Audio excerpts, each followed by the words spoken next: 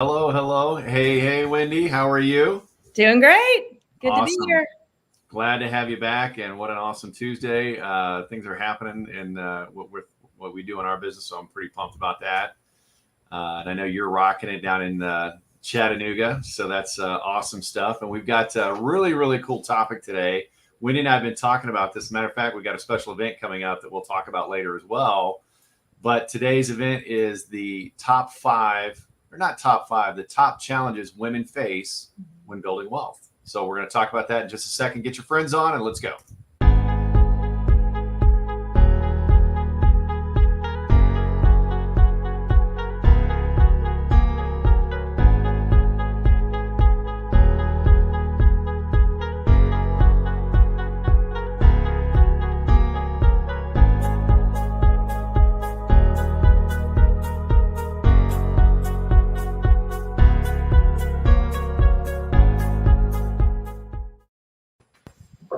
And we are going. We're going live. So yeah, I'm excited about this. I was like, yeah, let's go.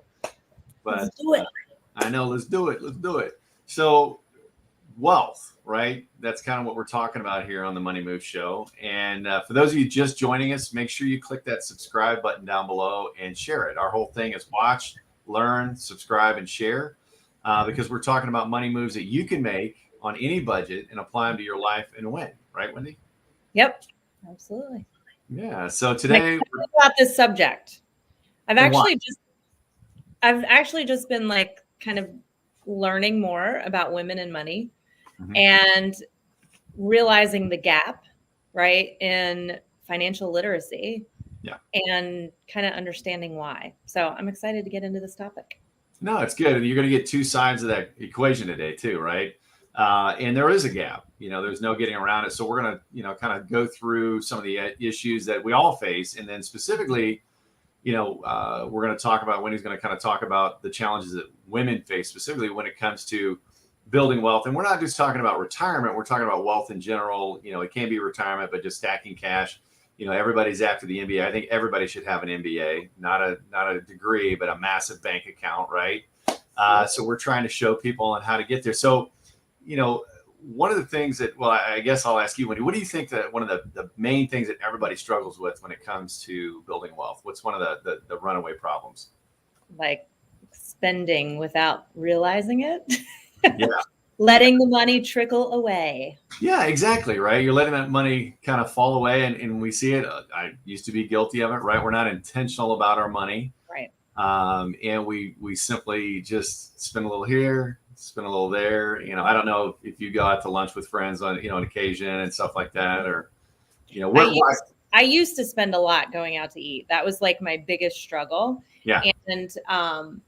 And then it was Starbucks, but I've like gotten myself out of those habits.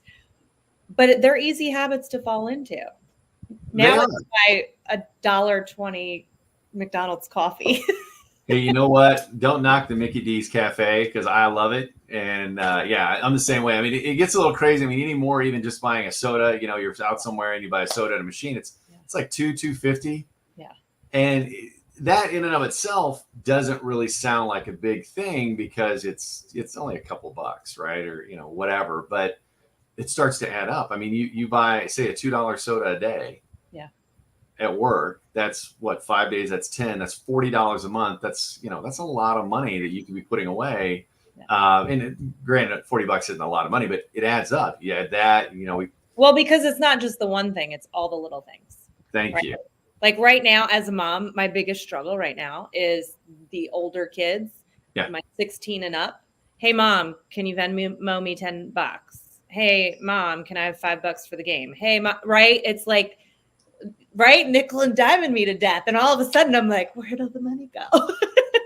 Next thing you know, you're Venmoing them. Hey kids, can you Venmo me $10? You send me some money. Right. That's right. That's awesome. Well, no, and that's the big thing that most people focus on is because we don't budget. We're not intentional about our money. So it's one of those that we just kind of, and then we hope it all works out at the end. The second thing is, and this is more on the income side, and we talk about income generation here too, but we look at our income in very linear points of view, right? And what I mean by that is, okay, I'm going to go and get a job. and I'm going to have that income, and then I'm going to go and get my annual review and get that 3, 4, 5% bump, and we're all excited about that, right? And so it's like, okay, I've got to work at this career for a while, and so it's just that kind of that one channel, that one source of income. And you and I have talked about this before. I think that's crazy. I mean, I was bought into it. That's the way I mean, that's all I knew for a long time. Exactly, right? It's one of those that well, yeah, I got a great paying job. Yeah. And it's like, okay, well, we've all heard the phrase time is money. Yeah. Right? And so the other thing is we all know that it's important to diversify when building assets. Mm-hmm. Why would you not want to diversify when it comes to building an income? Mm-hmm. Yep. I had like my aha moment with that was back in 2013.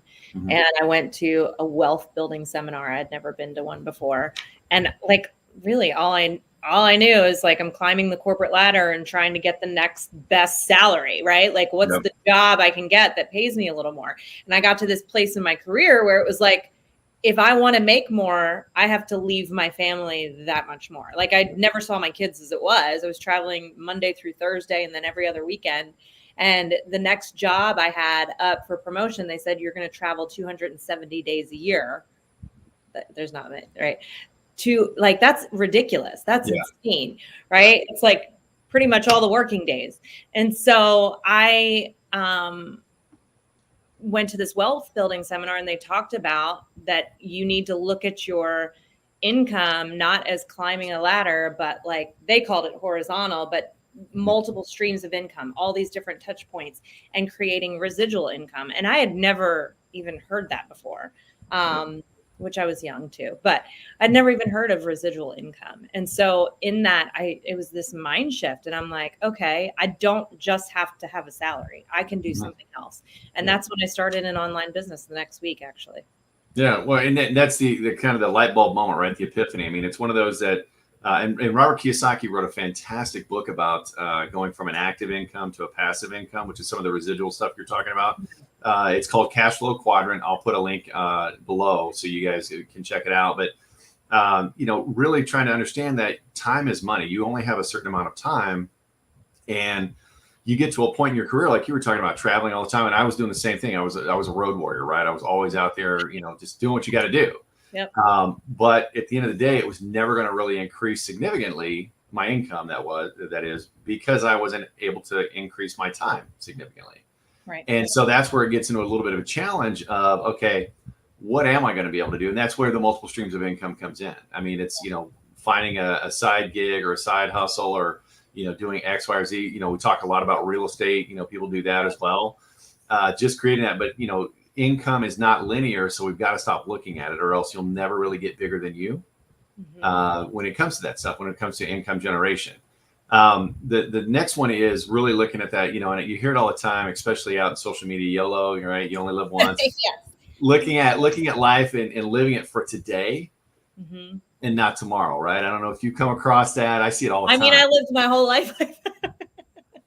I was like financially, right? Especially when I started, I thought the money would never go away, right? And like there would always be more and there's always time to make money. Yeah. And kind of like any young person maybe watching this, that's like, oh, I have plenty of time to start saving for retirement, right? Yep. And then all of a sudden you're in your 40s and you're like, what the heck happened? What happened, right? What happened? Right? And I kept thinking too that, even when I became a business owner, it was, oh, this money's going to keep going forever. Like I've learned how to make money.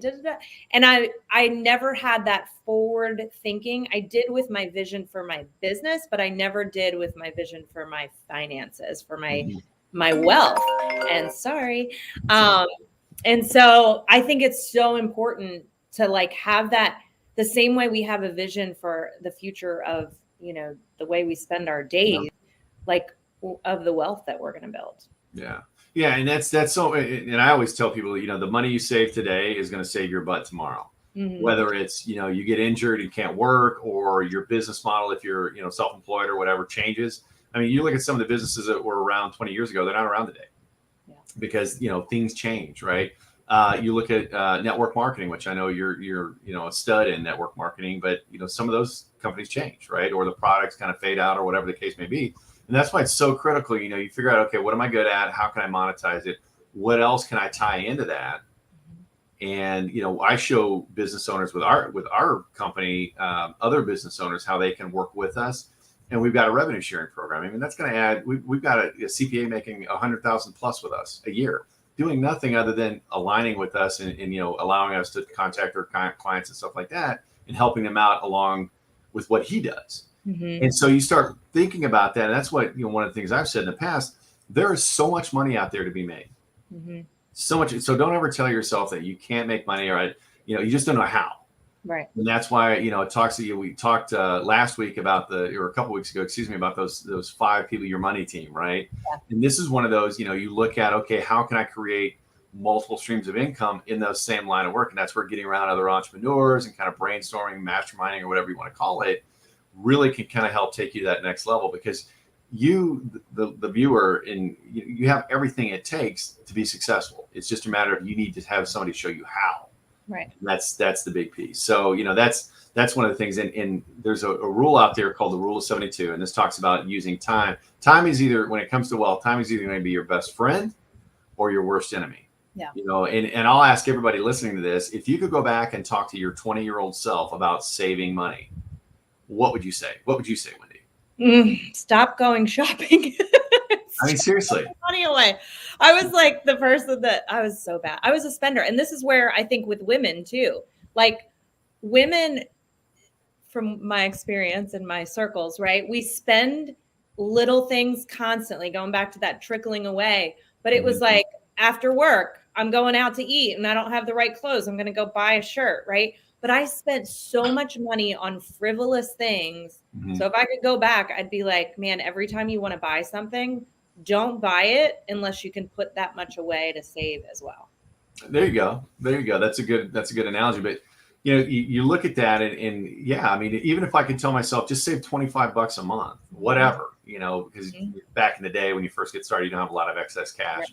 Right. But just something in the compound time. So going back to that rule of 72 I was talking about, you look at the rate of return, and a lot of people get 6, 7, 8, maybe 9% on average in their retirement account, 401ks, or whatever the case may be. So you take that interest rate, and if you're getting something like 4%, or look at your savings account, 0.0 nothing percent, divide that number, whatever rate of return you're getting, by 72, the rule of 72.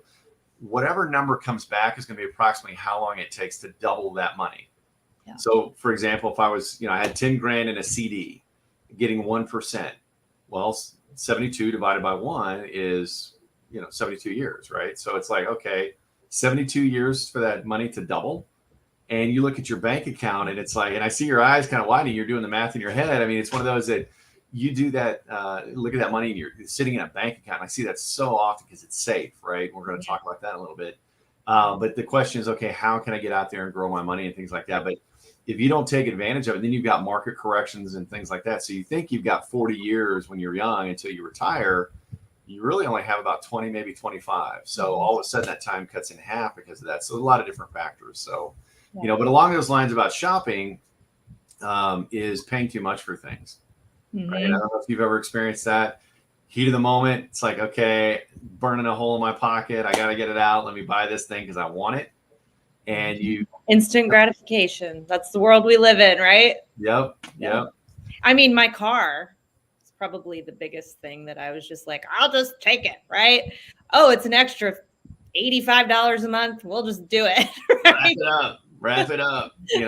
Well, okay. So that's funny that you mentioned that, about the $85 a month, because we in the middle class, that's what we think of. That's what we think of, the monthly payment, which is not what we should be thinking about. No, not at all. We don't think of the total price. We think of what's it cost per month. And I know if you're listening to this, that you've been guilty of, the majority of us have, myself included, because that's what we're thinking of. I know I've got X per month to spend. Okay, yeah, I can work, $500 a month for that new car or whatever. Even though they may have financed it for 72, 84 months now. I mean, I can remember when I was a kid and, the average car financing was 4, maybe 5 years. And, now it's like, oh yeah, 84 months, no big deal. And you think about that, it's like 84 months times that payment. How much are you actually paying for that car, that TV, or whatever the case may be? And we end up paying too much for it. Not just the actual sticker price, right? but the overall total. The interest, and then just the time that goes by that you're still paying on this. I mean, I remember my first car, and I'm like, I've been paying for this thing forever, and it's falling apart. It doesn't even hardly work anymore, and I'm still paying for it. And if we could just have, and it takes so much longer to create the money to pay for those things when we're paying all the interest. Whereas if we just had a little delayed gratification, right, and could save up some money first, then we're paying a lot less. And yeah, it's just, those are my biggest mistakes. I got to throw this in there. So paying too much for things. I met this woman who, she is a negotiator. She calls herself a master negotiator. Okay. And until I met her, I had no idea all the things you could negotiate. Everything. She's like, Wendy, I negotiate everything. She bought 2 vehicles for the price of one, brand new off a car lot, because she did her homework and she figured out like restocking inventory and like all these different things, and like how many people actually purchased the car she was looking to buy, and demographics of the area. She did all this research, but she legit bought 2 cars for the price of one. And I was like, I never even, like, I thought you go in, you tell them what you can afford per month. That's the way they want you to do it. That's the way they want you to do it. I mean, speaking on cars, my last 3 cars I've purchased online, not like buying them, but find them. That's the beautiful thing about the internet now. Find them. Like right now, I drive a GMC Canyon. Right, it's a Denali, tricked out, beautiful, beautiful vehicle. Looked at one in Arizona, looked at one in Arkansas, and then ended up buying one here in Tennessee, but a couple hours away from my backyard, right? Because of the fact that I'm like, okay, this is what I want. This is what I'm willing to pay. Who's going to negotiate and things like that. But you can even take that down a step further to your security system bill, to your credit card interest rates. I mean, everything is negotiable. If you're, sitting if you cancel Hulu, they'll say, hey, do you want to just have it half price for the next 6 months? Sure. Yeah. Same thing with a buddy of mine just did that with XM Radio. He's like, hey, I tell you what, I'm going to cancel unless you take my payment down to $5. And their response was, okay. Yeah. Because they'd rather have the $5 than nothing. Everything's negotiable. Yep. Like, so that's, it can be fun. It could be like a game, See how much you can save. How much you can save. Exactly. So that's kind of that, that fourth one is paying too much for stuff. And like we just said, everything is negotiable. Okay. Remember that. If you're not able to do it, find a friend or whatever that can help you negotiate or whatnot. But that's the big one. The last one is and that's kind of why we do this, right? Is not understanding how money works. Which was 100% me. Well, it's most of us. I was there, right? I didn't understand. I took money out of my 401k and thought, oh, it's no big deal. It's only 10 grand. No. Rule of 72 works in reverse too. So instead of 10 grand, really, I just took about 100 grand from my 65-year-old self. And you start thinking about it, it's like, whoa, start looking at things like that. But just, they're not teaching us this stuff in school, right? Your senator or representative, right? Why aren't they teaching money in school? And because of that, you're not able to teach your kids, how that stuff works. That's why it's so important. I just started consuming books and material that I get my hands on, so I could start sharing that knowledge with others. And now that's where, my company, Turning Point, that's where that formed, helping financial plans. And I'm like, we need an educational channel. And then I, discovered you, and we're like, okay, let's do this Black Swan thing. And then boom, here's what it's all about. And that's really the whole goal of this, is to teach people how money works. But those are more the general things, and that affects all of us, right? Men, women, all of the above, whatever you identify with, right? That affects all of us. Okay. But there's some stuff, and we were talking about this before we got started, that you were kind of bringing up that specifically deals with women. Yeah. So I'm gonna kind of hand the mic over, So let's talk a little bit about that. Well, coming from the corporate world, I can tell you for sure, right, that on average, women earn less money than men counterparts, even in the same position. Yeah, I think that's gotten a lot better, but you're right. Yeah, it's for lots of reasons, mainly because we don't negotiate, because we accept what we're told, that this is your offer. And most women don't have, this is really interesting. The same lady that told me about the 2 cars for the price of one, she talked about, there was a study done out of one of the universities, I can't remember, but where they looked at kids, separated boys and girls, and the way they negotiated with adults. And at the age of 8, boys still negotiated with men and women adults the same way, but at age 8, girls stopped negotiating with men in the Really? way that they Wow. talk to adults. Yeah. And that was the average, that all of a sudden there was something that switched. And so that shows up, right, in the way that we show up. I mean, I remember, the last corporate job I had, and they put an offer out there, and I went up a little bit, right? And then wound up 2 weeks later, my counterpart is making 15 grand a year more than me because he asked for more. Yeah. Right. And so I think, that's one of the main things. And there's those other factors of, not as long of a work history, maybe taking off, to be with kids and all those different things as well. So, and I know, going back to that first one, I've got a daughter. She's 19, she's in college, but I've raised her to be an alpha female. I mean, okay, you're gonna take the world, kind of pouring greatness into all my kids, but my daughter, because I do know they deal with additional challenges. Women deal with additional challenges out there, and don't let that impact you. You figure out a way to control that. It's kind of the mindset. But going back to what you were talking about, I mean, she's entrepreneur by nature. I got 2 boys and a daughter, and she's probably the moneymaker as far as going out and kicking butt and taking names. But you're right, and it's unfortunate. Like I said earlier, that I think it's gotten a little better, but I still think there's a gap. And I'm sure, feel free to chime in, on the comments below. But I would think everybody would agree with me, and you as well. But it's one of those that that other factor you talked about, because I think, when I think back to my childhood, and I think back to who's the nurturer and who's kind of I don't call it the punisher. Even though that was my dad's nickname. No, I'm kidding. He's probably going to watch this and smack me. Disciplinary. The disciplinary. There you go. But it traditionally tends to be the mom, right? The female, the women. And it's one of those, I think that kind of carries over into, okay, well, I'm going to step back from my career and take time to focus on the family. And that's got to impact, right? Absolutely. Yeah. Women getting back in the workforce after taking time off, it's like starting over. Yeah. You're back at the bottom of the totem pole, because I think, especially in today's day and age, because technology advances so much.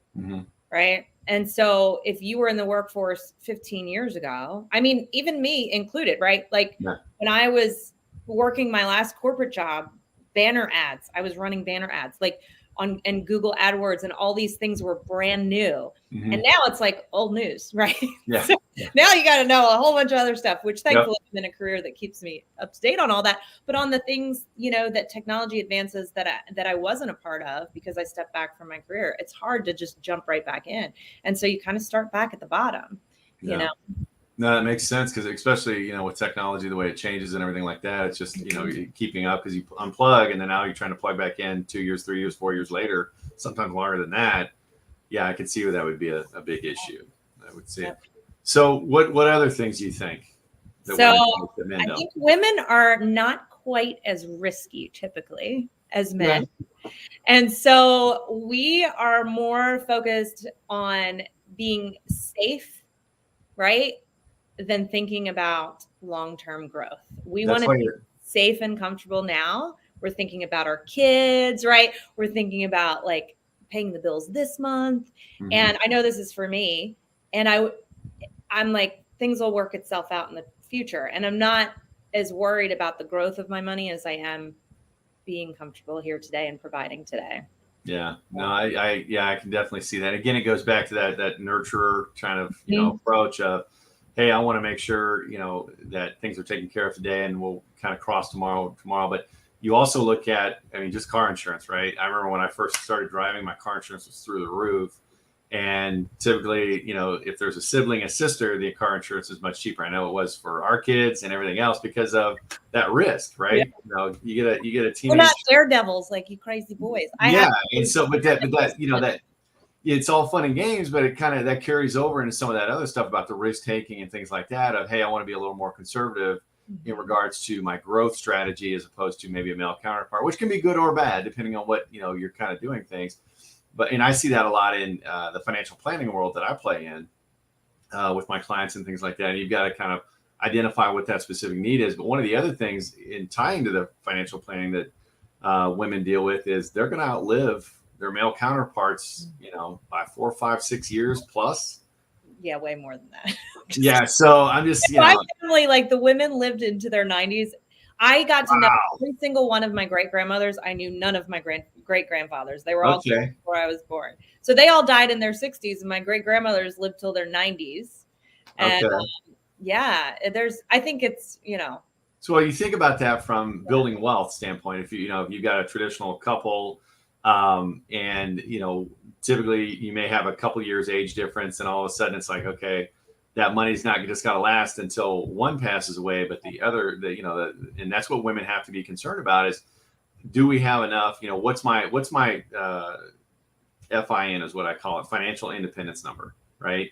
Mm-hmm. And once you know that FIN, is that going to get you to 80 or is it going to get you to 95, 100? Mm-hmm. And that's really, especially in your situation, because you've got to look at genetics and longevity and things like that as well in your planning process. But yeah, that would have a huge, huge impact, I would think, and be a concern for most women. And I don't know that Social Security is going to be there for all of us as we age. That's not something. Yeah, that's a whole other conversation to talk about. So, well, and I was joking. Actually, I was talking about that this morning with a client. I said, well, I don't think you're going to have to worry about it being there because they'll just keep printing money, right? And you'll get some money in the mail, maybe in a big shoebox. Yeah, it won't be much. And that's, you got to look at all those different factors. I posted something on social media last week, I think, in regards to the wealth formula. And you've got to look at inflation. You've got to look at, time, money, and all that stuff. But it's something that we all face challenges in building wealth. But you're right. I think that women face the same challenges men do, but then they've also got, several others that they've got to be concerned about. And I don't know what it is, but like we mentioned in the beginning, it's that financial literacy, talking about inflation. I've learned so much from you about that. And now that's super important and relevant and front of mind for me. Yeah. And I literally never even thought the word inflation in my life before meeting you. Yes. Well, I'm trying to get the light bulbs to go off. Right. And that's what it's all about. Yeah. But men like that I've worked with and things like that, like they understand that. And I don't know what it is about most women. And I know it's not everybody, but most women is we're not thinking that we're not that future minded with our money. And, I think, again, it goes back to that nurturer side of us that, and maybe our lack sometimes of understanding. Yeah. We like to be so good at everything we do. I don't know, maybe that's just me, that I almost avoid the subject of money because it was something, again, we're not taught in school. And I don't know, there's like a couple things in life that I feel like with women, it's almost intimidating for us. And I think finances is one of those things. Another thing is with the gym. Yeah. Well, yeah. Okay. But I mean, it doesn't have to be. And that's why you and I are doing this, right? It's a lot simpler than most people realize. It should be something we all talk about because I can tell you right now, I've got a lot of middle-class clients. I've got, what you would call traditionally wealthy clients. The wealthy people that I know are all talking about it. Yeah. How do I make it? How do I grow it? How do I protect it from market loss? How do I protect it from taxes? Things like that. And so that's what we're trying to do is educate everybody and say, oh, okay, wait, it's not that big of a deal. It's not that difficult. And therefore it's not that intimidating because once you learn about it, it's like, oh, okay. It's like anything you do for the first time, right? It's one of those things. Oh, okay. Well, that wasn't a big deal. I can do this all day long, every day, twice on Sunday. Right. And so money's the same way. It's just taking that first step. And I'm going to challenge everybody. I'm going to ask everybody this question. I mean, look at where you're at today. Okay. Right now, right here, this instant, ask yourself, are you where you thought you would be at this point in your life financially? Okay. Yeah. Wow. That's a powerful question. I'm going to guess in most cases, the answer is no. And that's about, understanding how that money works and not only understanding it, but knuckling up and taking action. Yeah. Okay. And you don't have to do it alone. Wendy and I talk about that all the time, right? You don't have to do it alone. You can do it, with somebody and, work with us if you want, reach out to Wendy if you're more comfortable, reach out, whatever. But find somebody that's, like-minded like you, has the same goals for you that you do, and that they understand your goals and you articulate and are clear about them. And you can build wealth literally on any budget. You don't need a lot of money to make it happen. Go back. I'm learning too that it's right. It's about how much you spend versus how much you make and investing the gap, right? It doesn't matter how much you make. I mean, I love to help people make more, but it doesn't matter, right? And so, and that's what I'm thankful to you, John, for like bringing me into this world. Started out as a client for social media, and then all of a sudden I'm teaching money. But for me, it's like a huge passion, because the more and more I'm talking to women in my industry, the more I realize the lack of financial literacy, and they're just like I was, but we're all going around thinking everyone else knows, and we're just the only ones in the dark. And so, like, I have a huge passion to help just women grow their financial knowledge and really start making a difference for their future and feeling confident in it. So thank you for having me. Oh, not a problem. Not a problem. Thank you for helping create this. I mean, this is because, again, it needs to happen. The conversation needs to happen. It's not that difficult. But unless you start like doing what you did, take action, raise your hand. Hey, let's figure this out. And that's what we all do. We all go through life, oh, how are you doing today? Everybody's great. You look on social media. That's one of the biggest, lies out there, right? Everybody's living the dream. And now they've got even filters to make you even more spectacular, right? But it's one of those things that, your money, you're not alone. I mean, we're all kind of scratching our head going, what's going on here? Where's my money? I'm not, I'm going to have to work until the day I die or whatever. And again, it doesn't have to be that way. Take action on it, figure it out, follow us, right? And there's a lot of videos that we've got out there on all different aspects of, how do I make more money, right? When he was just talking about that, how do I save more of my money? Even if you don't have a lot to save, you can save something. And how does that work? How do I grow my money? That's the big one. There are actually ways out there, folks, for you to get market returns with a safety net, meaning the market goes up, you get the growth. When the market goes down, you don't lose a dime. Go figure, right? It's been around for a long time, but I didn't know about it. Wendy didn't know about it. And so somebody told me, I told her, now we're telling everybody else. And then lastly, how do I protect my money from taxes? Because just like you can diversify your income, you can diversify your strategy, you can also diversify your taxes to make sure you're keeping more of your money. But I tell you what, we went a little bit over today, Wendy, but I don't know. This was a great topic. Yeah. I loved it. And, everybody out there, if you need some help, let us know. We'll post that book in the comments down below. Make sure you click that subscribe button down below and share this with some friends. And we'll see you next Tuesday on Money Moves.